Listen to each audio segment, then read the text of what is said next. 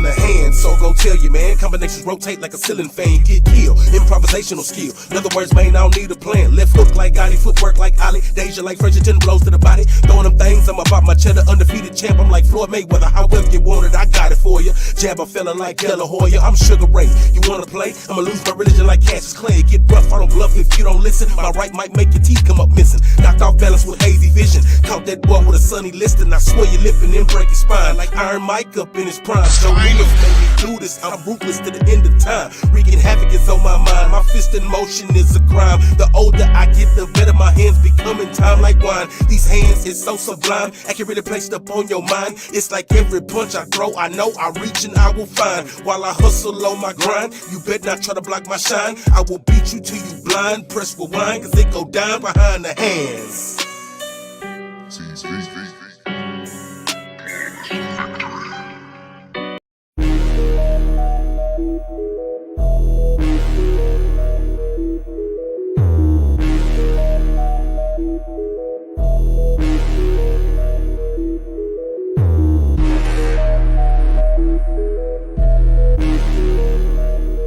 At 126, representing the Houston Hitmen, here is Ginny Fuchs.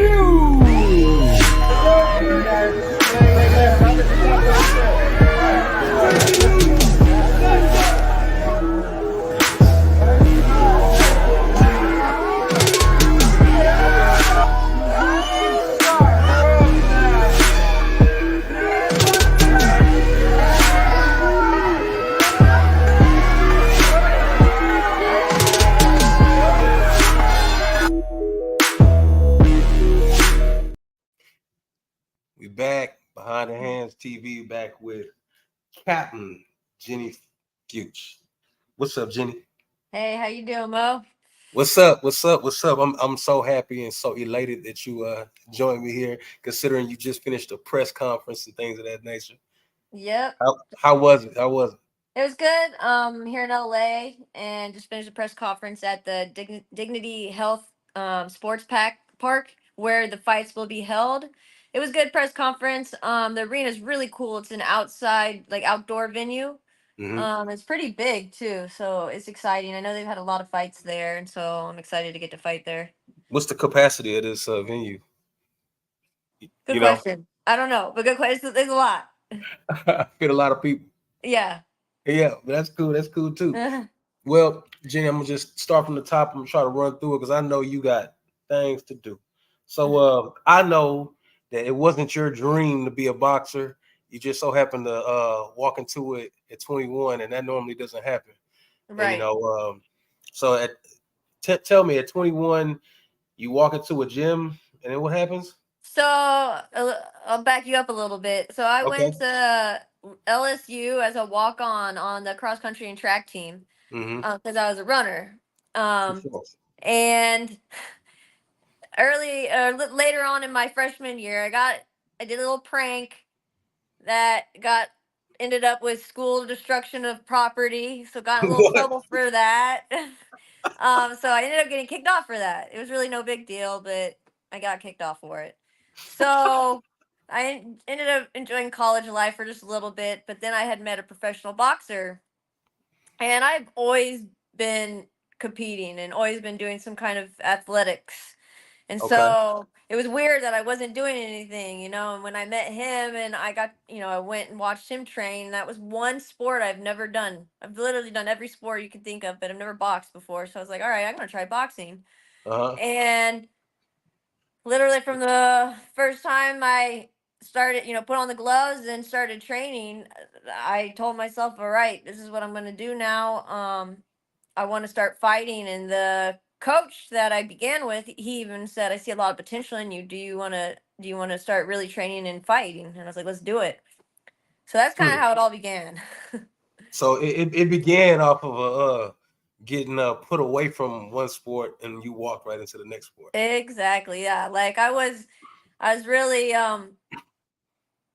because I was so excited to go to LSU and run for LSU because their track team's always in the top 3 in the NCAA. For sure. So I was so excited, and the fact that I got kicked off freshman year, I was like, oh my God, what am I gonna do? Should I even stay at LSU? So, but again, it was a blessing in disguise when I look at it now, because I was a good runner, but I would have never made it to the Olympics, and never had a really good career out of it because I was a distance runner too. There's no So really so so careers. so 2018 in the world games, you got a bronze medal, I got a right? bronze medal, yes sir. Uh huh. Okay, and how do you I mean, you saying it like it was, I got a bronze. I mean, you competed for it, so I mean that's actually a great thing. I mean, you look at that as a big highlight, right? I mean, I don't know, because Yeah, sometimes I talk to some fighters and they're like, it's just this or that, but you were better than that many people in the world. yeah. I mean, I was looking for the gold, obviously, and Hmm. I think there's a lot of. I got really, really sick. Like almost had to go to the hospital before it started because it was in India. I got the Delhi belly, and I look back and I'm like, man, if I never got sick, would my body have made it? Recovered? Because I think I fought 5 times to get to the semifinals, the medal rounds. Yeah. And I'm thinking like if I wasn't sick, I think I could have. I think my body kind of broke down a little bit by that sixth fight. But anyways, but yeah, I got a bronze, so that's better than nothing, and it was a good experience. But yeah, I'm always looking for the gold, so that always upsets me. So in the Pan Am Games, what is it, like 2 years later? You got Yeah, that silver. was it 2 years later, or was it the next year? No, it was in yeah 2 years later. Yeah, and I made it to the finals. I thought I won that fight. It was a split decision against Colombia. They gave it to Colombia, but yeah, I got silver in Pan Am's. Yeah, for sure, for sure. So what part of getting that far in the amateurs and placing in the Olympic Games tells your mind and says, "Hey, I'm gonna go be a pro." Well, honestly, I won the Olympic trials for the 2016 Olympics, planned to go to the 2016 Olympics, and then I was going to turn pro. But unfortunately, I didn't make. I Even though I won the trials, you still have to qualify your weight class for your country at an international qualifier. And there was two chances, and I ended up coming short and didn't get to actually compete in Rio. I was actually the team captain of the Olympic team, but didn't compete. Is So, that where the nickname comes from, and Captain? that's, yep, exactly where it comes from. And I was still thinking like, oh, maybe I should just turn pro, but I really have always wanted to be Olympian. Like when I was little, I wanted to go to the Olympics for track and field, For hence sure. why I was a runner. Um, but so I was like, ah, I was so close. I was like, it's hard just to be like, nah. Let me just go be a pro, because I was like, no, I'm gonna do it again because I know I'll definitely get there. Plus, as a woman, I felt like that would be better for me to Hmm. be to go into the pros as an Olympian. I felt like that would bring me more money, bigger So, fights, and all so that. being in that circumstance, is that how you met Mm. these ladies, or what? Yeah, exactly. I mean, I knew them before I won the Olympic trials because we would see each other at national tournaments. But yeah, making winning the trials with them two, that's how they became my real sisters. Yeah. So do you guys develop a camaraderie of like sisterhood, being that y'all are competing away from the country? I mean, I've never done that. Is that what it does? Oh yeah, I mean because we all moved to the Olympic Training Center after we won the Olympic trials. So we're all training, we train, eat, and we're competing, pretty much Competitive. all the time. Before that, traveling, so we're living together. So yeah, in those circumstances, yeah, you become pretty close. Become Hmm. fa- become like family. We know that's when you really learn about each other pretty well. I see you with a big group of guys back then. Yeah. Does that spark any amateur Olympic memory or anything like that? Yes, it does. That was actually at the in Argentina at the first qualifiers, Hmm. and that tournament is actually where us as a team we really became family. We really connected, and I always say to this day that was the best time I've ever had at a tournament and with the team was at the Argentina qualifiers for Rio. That's pretty Unfortunately, I nice. didn't qualify at that tournament, so that was not the good. memory of it. But just that I remember that tournament so well. It was, and there was some exciting fights. One of my teammates was losing, and literally in the last 10 seconds of the third round, knocked, and it was in Argentina, right? He was Who fighting the was it? Argentinian. Um, why did you go blank who it was? Oh my god, I'm sorry. I just went blank who it was. It's gonna come to me. It's gonna come to me. But yeah, he Nah, it's knocked all out the good. Argentina. Yeah, he knocked the Argentina guy in the last 10 seconds of the third round Uh-huh. and won when he was losing the whole fight in Argentina against Argentina. So it was really loud. And then when he got knocked out, the room went quiet except for USA. Uh. So I seen you. So I seen a little clip of you training with one of your teammates. I want you to give me your opinion of this teammate. Shakur, well, that's my boy. Yeah. Yeah. Because I think he's a very dangerous guy. I think he's He, extraordinarily talented. What do you think from being around him as a teammate, younger, seeing him progress to what he is? I mean, just curious, considering y'all on the same team. oh, definitely. Yeah. I met him when he was what, 16, 17 years old, and got to see him and get better and better all throughout the years in the amateur, and obviously he was part of that family I was talking about. And Mm-hmm. yeah, I spar guys all the time, but he is the toughest person and guy I've ever sparred. Like I Why? literally never get frustrated or like so upset in sparring or in anything. But with him, I got so upset because I couldn't hit him. I'm like, how can I not hit this guy? I'm trying so hard and I couldn't freaking hit him. So I mean, So he is really hard to hit statistically speaking. That's what it yes, says. And yes, you have a front row seat to finding that out. I'm guessing. Is yeah. that I what it does? experienced it, not front row seat. Experienced it Yeah, hand to pro hand. experience. There you go. Yeah, I mean, you're in the ring with him. Yeah, yeah, you're Yeah. right there with him. Yeah. So yeah, he's the only person that's made me like, you never should let your emotions take over in the ring, like your frustration, anger, anything. Because that's when all technique goes out the window. He's the only guy, the only person that was able to get me frustrated and pissed in the ring where I was just like, I didn't care anymore. I just had to do something to try to hit him. So I want you to walk me through your very first pro fight. How does that go? It was with Top Rank here in Cali. Actually, it was Mm-hmm. in Orange County. And so I had my original opponent actually got hurt. I don't know if it was 3 weeks or maybe a month before the fight, and so they were trying to find a replacement. And I was like, oh no, this might not might happen. But the lady they found ended up taking it like a week and a half before. So I got to give her props for stepping in that close to the fight. Mm-hmm. Um, but yeah, I mean, I was waiting for that moment. I was ready. It was Michaela was the main event, so it was fun to be on the card with her for my pro debut, and I mean it went how I wanted a knockout for my first fight, and that's how it That's cool. went. And so your very first fight, you're fighting on your sister's undercard. Your second fight, I'm assuming that was with Clarissa Shields undercard for Savannah Marshall. Exactly, and there, yeah, in London, yeah, the all female card. Yep, And I think Michaela was on that card too, right? Against she was a Baumgartner. co-main. Yeah, with Alicia. Yeah. Yep. And then so not only is this your second pro fight, you're fighting on the same card with your girls, but you're fighting overseas on a pro fight. How does that? What does that do to you mentally? Um, So it seems like a Well, lot of no, pressure.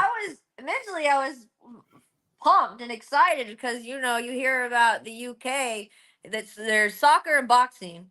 So, Mm-hmm. and it's right, like it felt different over there than it does in America, like the recognition and the hype about, because it was all female card too, but For sure. it didn't matter. It was boxing and the fans were just Crazy, huh? just different over there, crazy, like really into it, excited about it.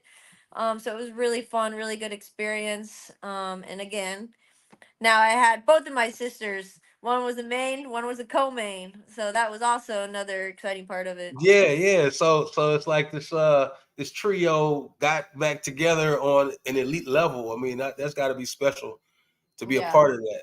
You yeah, know, I think I mean, I don't have any friends that I. Sorry. I remember. It's Jonathan. I just remembered it. It was Jonathan in Argentina.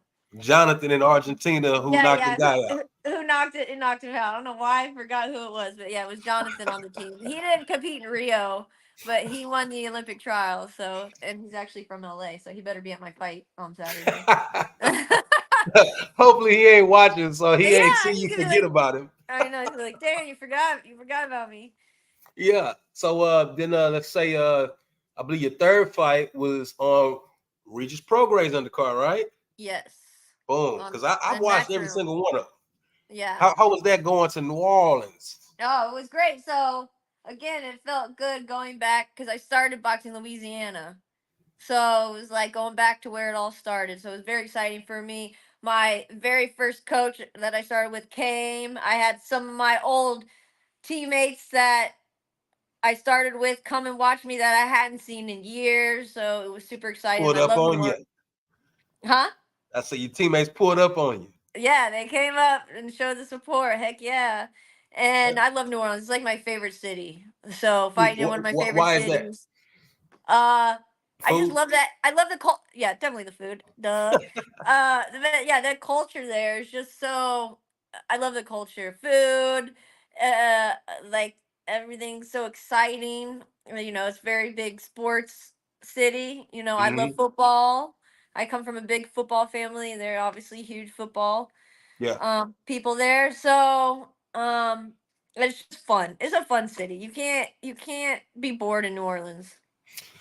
So somewhere around after that, um, I guess this For Houston Hitman, here is Ginny Fuchs.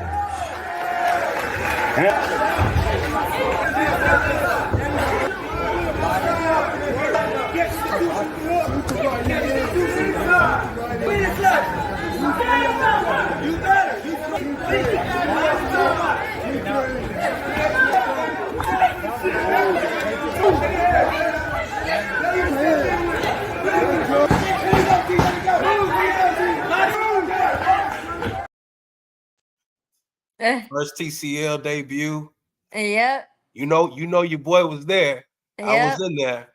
I think every time y'all fought in Houston, I was here. Oh, you were. I remember. Yeah, for sure. But how was it to go and be a part of the TCL? I heard you reference it in your press conference today about staying busy, and like I got a chance to have a front row seat to that.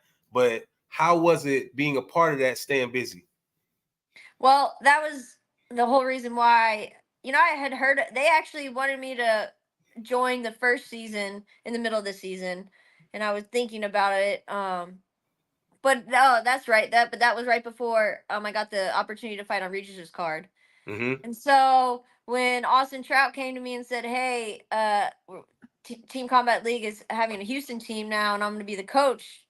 Do you want to do it?" I'm like, before this, I had like 3 fights that I was supposed to have that all got turned down, or the girl backed out.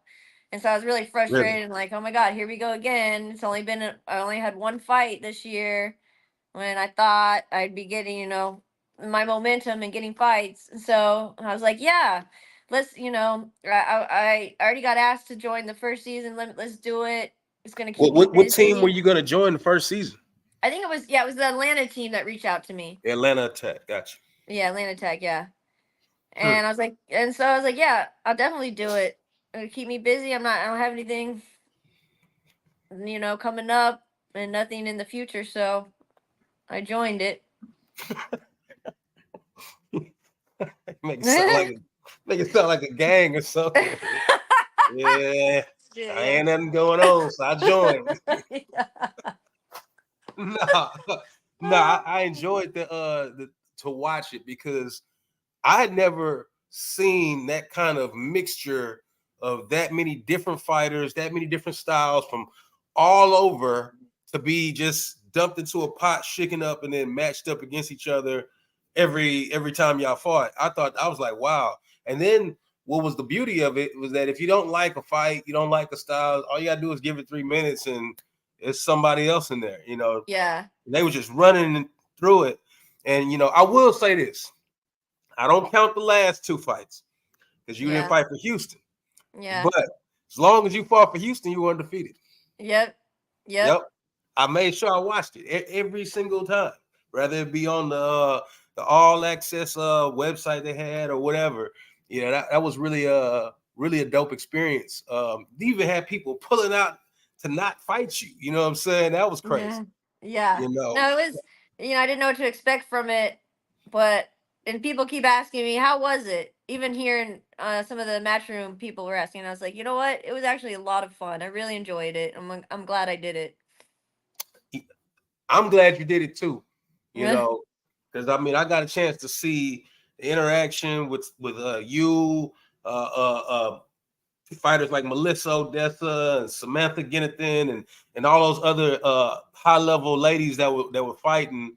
And I don't think there's any other way for you to see that kind of mixture of fighters.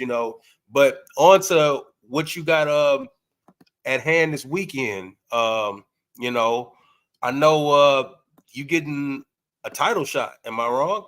You are right. You are not wrong. Yep. So tell me about this weekend. I mean, have you prepared anything different for this fight than anything else, or is it the same business as usual? I mean, same business as usual. You just we have a game plan for each opponent, the way they fight, or the way we have seen them fight in the past. But no, Mm-hmm. I don't know if you watched the press conference, but I told Eddie last time I fought on when I was on Regis' card, that I'm ready for a world title shot, and I would like one after that fight in New Orleans. And I was hoping, he would give it to me. And it's finally here. It took a little longer than I expected, but I mean, they it's called here. they it's here. Yeah. So they called me like a week before I went to the championship for Mm-hmm. TCL with Miami. And they asked, "Do you want to do this?" And I'm like, "Yes, I want to." I'm like, "This is perfect timing because I'll be done with TCL, and I've already been training and fighting, for since March. A little different concept, but still fighting bigger Mm-hmm. girls too." And so I Yeah. was like, "Yeah, let's do it. I'm ready. Thank you for this opportunity." Yeah. I don't know how other fighters look at it or how you look at it personally, but this is your fourth pro fight and there's a title on the line. How do you feel about that? I mean, for me, I know the journey. I see, amateurs, Olympic competition, starting off your career, at the TCL. I mean, and here you are. I mean, how does that make you feel to say at number four, at fourth pro fight, you could be a champion? Well, that's honestly what I my that's kind of how I visioned it already. I knew Yeah. when I turned pro, I didn't want to. I didn't want to wait till my 10th fight to get a title shot. Like I have experience, I have the skills. Why do I need to build my record up to 10 fights before I get the opportunity? I didn't want to wait. I just didn't. I wanted to hurry up and get the belt. I'm impatient. So Are this is you are kind of you familiar with your opponent? no, I actually have never, and not until I got the call to fight her. I've never heard of her. But I watched some film, and my cut man Aaron actually remembers her from the Aaron amateurs. Navarro. Aaron Navarro, my road dog, he remembers her quite well from the amateurs. So I got a little background from him on her. Mm-hmm. But that didn't even it doesn't sound like that even matters. And it No, seems like, hey man, I'm confident in what I can do is what I'm hearing from you. exactly. Yeah, yeah. So aside from this weekend, I've also seen that you took part in something that was pretty strong and pretty powerful. Uh, if you don't mind me asking, I saw you take part in a documentary called "The Me That You Can't See" Oh that yeah. was created by Oprah and Prince Harry. Yep, I You mind did. expounding on that for me real quick? Yeah, so I've struggled with OCD mostly all my life. When I was little, not so much, but my parents might have saw some signs of it, but In middle school, I actually became severely anorexic, and that's when I was actually diagnosed with obsessive compulsive disorder, which is kind of what led to the anorexia. And I went into inpatient treatment for it, and for both was able to overcome my anorexia actually thanks to running when I got into high school. My distance ability showed in my first track meeting. That kind of helped me focus on eating right, fueling my body right, treating my body right. So that helped me get past the anorexia. But it really was the underlying cause was my OCD, and I was Mhm. still struggling with that. And I used to be kind of ashamed or hide it or felt different and don't want people to know because I felt like they might think I'm weird or judge me in some kind of way. So I kind of hid it. Nobody really knew about it. Then when I started boxing and started competing with USA Boxing and traveling with my teammates, and really it's Michaela who really was getting me to be more open about and talk about it because I would always room with her. When we Mhm. would go to tournaments, we'd room with each other to save money, and that's how we became really close and good friends. But couldn't hide it. It's hard to hide it when you're living with someone in You're right. close quarters, right? Right. So, and her reaction wasn't like she's anything different than when how we've always been friends. She just wanted to know and wanted to understand it and has loved me the same, and nothing has changed between us, and so that kind of got me to feeling more comfortable, I guess, to talk about it. So then I just started to tell other teammates about it because they would see little signs of it in the or I felt like I wouldn't have to hide it as much For sure. from everybody. And so I was just started to become more open about it, and then I started to be more open about it with reporters because they wanted to know my story, and that's just part of who I am. And I think boxing helps me with it in a way. Like if I didn't have I feel like boxing, if I didn't, it can control the OCD thoughts because I have such a passion for it, and so it keeps me moving forward. So it's part of my story, and so I talked about it more. And then it was the New York Times. There was a reporter that I had talked to before was working for them, and she wanted to do an exclusive story about my OCD. And I had gone. It got worse back in the end of 2018 after Worlds actually. And in 2019 in February, I decided to put myself back in inpatient treatment for it because I wanted to get a hold of it before, the Olympic trials and the next in Tokyo Olympics. So this was all in the story, in the New York Times story. And then apparently, one of the producers for the Me You Can't See saw the article, reached out, and asked if I wanted to be a part of this documentary Wow. that Oprah and Prince Harry were doing about mental health. And this is obviously during the time when COVID started and mental health was coming to the forefront, and people were it was starting to be more recognized, and people were starting to talk about it more. So that's why I think Oprah and Prince Harry were doing it. And they're even you've seen it, they're in the documentary to talk about their issues. So that's kind Mhm. of how it came about and how I got into be in this documentary. I think it's a very powerful thing. It takes a lot of strength to do that, and what you chose to do by stepping out there and just standing on it and owning, hey, this is me, and not hiding it, like you say, from your teammates and things of that nature. I think it is easily an inspiration for others who struggle with other things, not even just that in particular, but just mental health in general. It just I gotta say that you've planted a flag of, hey, this is who I am, and I'm gonna be me. And I think it just brings people out to becoming more open and accepting of who they are. And man, Jenny, that's fire. I know you Thank got you. a big weekend coming up this weekend. I don't want to hold you because I know you still got stuff going on for your preparation and things of that nature. But man, I want to personally thank you. Thank you for kicking it with me backstage Of at course. TCL and just, whatever, just chopping it up and just having some conversations and things of that nature. Letting me pick your brain about different little whatevers. But thank you. Thank you for being such a great representation of Houston, Texas as well.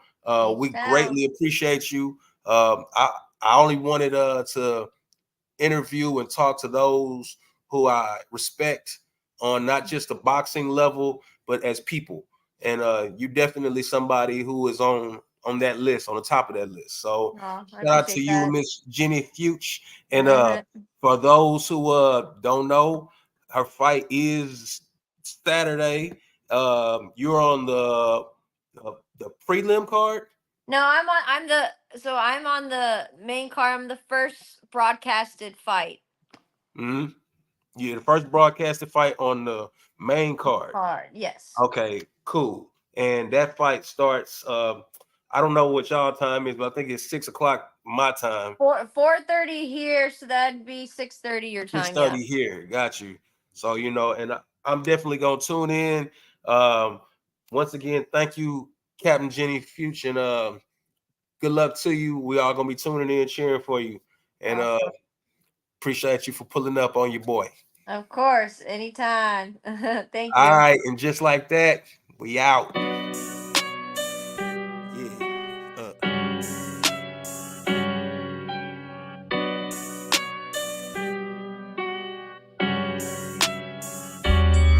Behind the hand, so go tell you, man. Combinations rotate like a ceiling fan, get killed. Improvisational skill. In other words, man, I don't need a plan. Left hook like Gotti, footwork like Ollie. Deja like Fredericton, blows to the body. Throwing them things, I'm about my cheddar, undefeated champ. I'm like Floyd Mayweather, however you want it, I got it for you. Jab a fella like De La Hoya, I'm Sugar Ray. You wanna play? I'ma lose my religion like Cassius Clay. Get rough, I don't bluff if you don't listen. My right might make your teeth come up missing. Knocked off balance with hazy vision. Caught that boy with a sunny listing. I swear your lip and then break your spine. Like Iron Mike up in his prime. So we must make me do this. I'm ruthless to the end of time. Wreaking havoc is on my mind. My fist in motion is a crime. The older I get, the better my hands become in time like wine. These hands is so sublime, accurately placed up on your mind. It's like every punch I throw, I know I reach and I will find. While I hustle on my grind, you better not try to block my shine. I will beat you till you blind. Press rewind, cause it go down behind the hands.